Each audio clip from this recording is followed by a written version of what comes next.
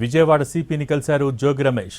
నకిలీ మద్యం కేసులో తనపై తప్పుడు ప్రచారం చేస్తున్నారని, దీనిపై విచారణ జరపాలని సిపికి ఫిర్యాదు చేశారు.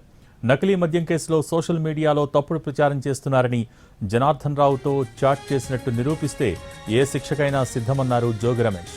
తిరుమల వెంకన్న, బెజవాడ దుర్గమ్మ గుడిలో ప్రమాణం చేసేందుకు తాను సిద్ధమని, చంద్రబాబు ఆయన కుటుంబ సభ్యులతో ప్రమాణం చేయడానికి వస్తారా అంటూ సవాల్ విసిరారు. రిమాండ్ రిపోర్ట్లో ఎప్పుడైనా తన పేరు వచ్చిందా అని ప్రశ్నించారు.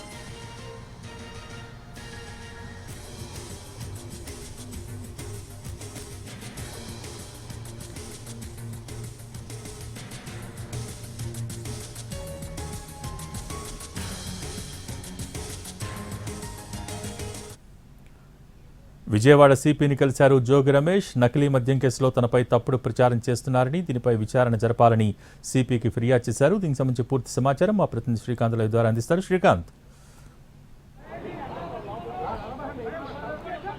నకిలీ మద్యం కేసుకు సంబంధించి తన మీద దుష్ప్రచారం చేస్తున్నారని చెప్పి మాజీ మంత్రి జోగి రమేష్ అయితే కొద్దిసేపటి క్రితమే విజయవాడలో ఉన్నటువంటి పోలీస్ కమిషనర్ కార్యాలయానికి అయితే చేరుకున్నారు. ఆయనతో పాటు మాజీ మంత్రి వెల్లంపల్లి శ్రీనివాస్తో పాటుగా జిల్లా నేతలు, మాజీ ఎమ్మెల్యేలు మల్లాది విష్ణు, ఎమ్మెల్సీ అప్పిరెడ్డి, ఇతర నేతలందరూ కూడా, పార్టీ నేతలందరూ కూడా కలిసి సిపికి దీని మీద ఫిర్యాదు చేయడానికి అయితే ప్రస్తుతం పోలీస్ కమిషనర్ కార్యాలయం లోపలికి వెళ్లారు. ప్రధానంగా కూడా జనార్దన్ ఒక వీడియో విడుదల చేశారు. ఆ వీడియోలో మొత్తం ఈ నకిలీ మద్యం అంతా కూడా జోగి రమేష్ చెప్తేనే తయారు చేసినట్టుగా కూడా చెప్పిన నేపథ్యంలో జోగి రమేష్ పేరు అనేది ఇప్పుడు ప్రస్తుతం ఈ కేసులో కీలకంగా మారింది. ఆయన పేరు కీలక నిందితుడు జనార్దన్ చెప్పడంతో ఆయన పాత్రకు సంబంధించి ఆధారాలను వైపున పోలీసులు సేకరిస్తున్న నేపథ్యంలో జనార్దన్తో జోగి రమేష్ మాట్లాడినట్టుగా ఒక వాట్సాప్ చాట్ అనేది సోషల్ మీడియాలో సర్క్యులేట్ అవుతుంది. ఇదంతా కూడా ఫేక్ పోస్టు, ఇదంతా కూడా స్క్రీన్ షాట్స్ అన్నీ కూడా తనను అసత్య ప్రచారం చేసి తనను కేసులు ఇరికించడానికి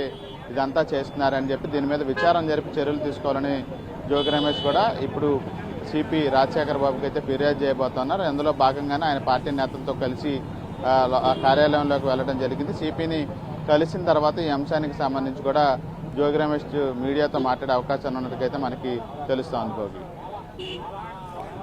ఓకే, థ్యాంక్ యూ శ్రీకాంత్.